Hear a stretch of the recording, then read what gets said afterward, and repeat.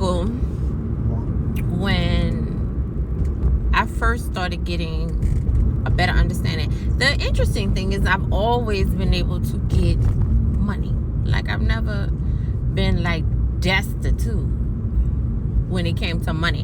What I realized looking back is that the thing that was broken was my mind, because I would get money and I would be able to do things with money.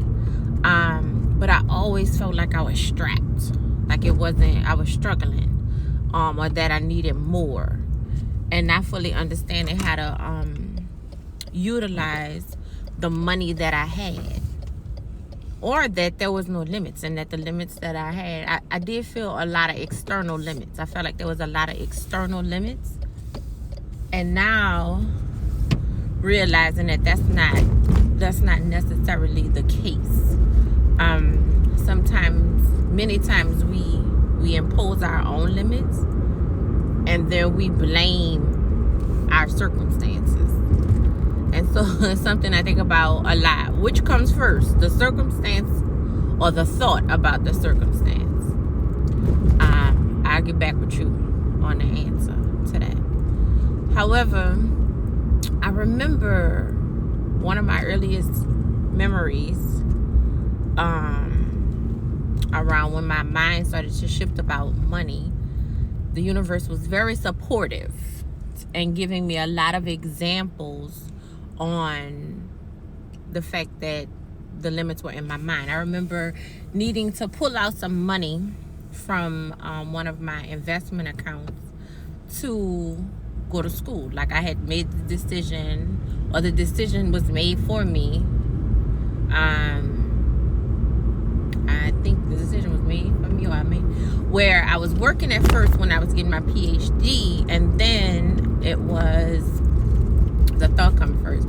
That's what I think, but I be trying to give myself a little bit of the, a little lax opinion about it, because then it's like you're completely 100% responsible for your entire life, and it's like, oh Lord, what have I done?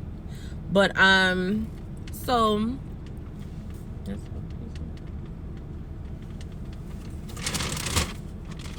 strange noises. And so I remember needing to take some money out of one of my investments, because I wasn't going to be working for that particular year while I was getting my PhD. And I had a nice amount of money, but I had made this, what I considered a deal with the creator, that while I was in school, that I would be provided for, and that I would not have to touch any of the money that I started school with. Like school, I had a scholarship that covered tuition and my expenses. However, it didn't cover all of my expenses. And so money flow changed externally, and I was like, oh Lord, I gotta go into this investment. That wasn't the deal. We talked about this, because I believe in really having a relationship with my creator. And so it was like, well, you could pull the money out and trust me, or you can not have enough money. It's up to you. And so I pulled the money out of the investment account. It was a few $1,000s. Maybe it was like maybe $5. I don't want to lie. So it was like $5,000 or $10,000, whatever I needed for the year, to fill in the gap.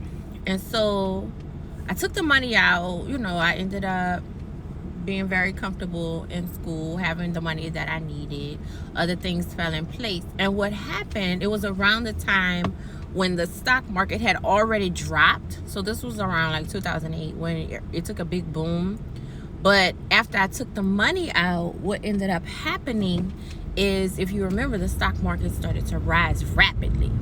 So after like a year or two, when I checked the account, because that's one thing that I didn't do enough of, I didn't constantly monitor and watch that account like I do now.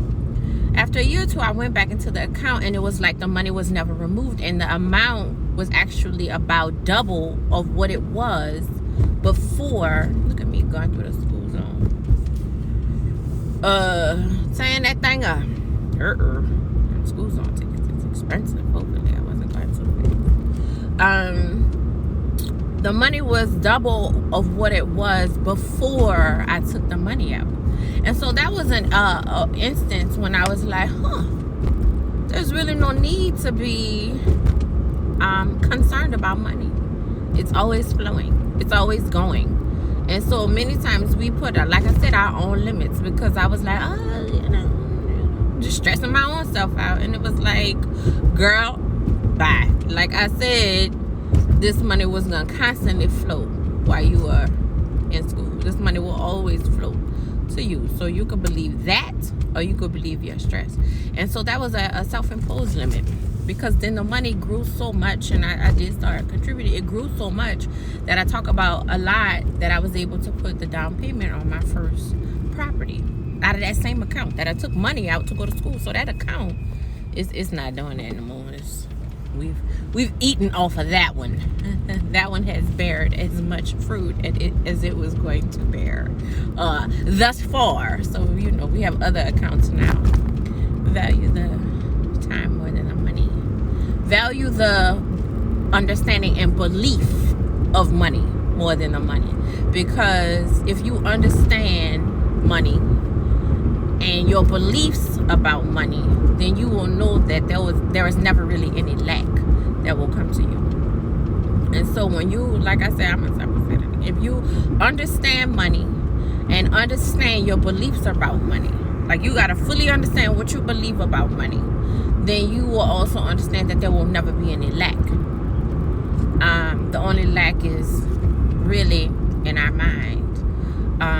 And so, that's one of my earliest memories. And there's many others. When I started to balance my checkbook, I still like checks. They want to do everything electronic. But when I used to balance my checkbook and really, this is how much I have coming in. This is how much I'm spending on bills. This is how much I need for my pockets. Money started to multiply. So having that relationship with money too. So understanding your money, understanding money, and understanding the beliefs about money will keep money as a constant flow and a constant presence in your life. It's like a relationship. In my book, Money Management and Entrepreneurs, I talk about the fact that money is a relationship. Like if you have a new boo, new boyfriend, new girlfriend, who this? What ends up happening is you spend time cultivating that relationship, especially in the beginning. And really healthy relationships, you spend time cultivating that relationship throughout that relationship. You put time there, you invest energy there. And the same is true for money. If you ignore it, you don't honor it, you don't understand it, you don't, talk to it a little bit, give it a goal, give it an objective, what happens is it eludes you. It's just like a relationship. It ends. It breaks up. It moves on. And so, really fully comprehending our relationship with money and our beliefs about money is what keeps us wealthy. And so I'm almost to my destination, King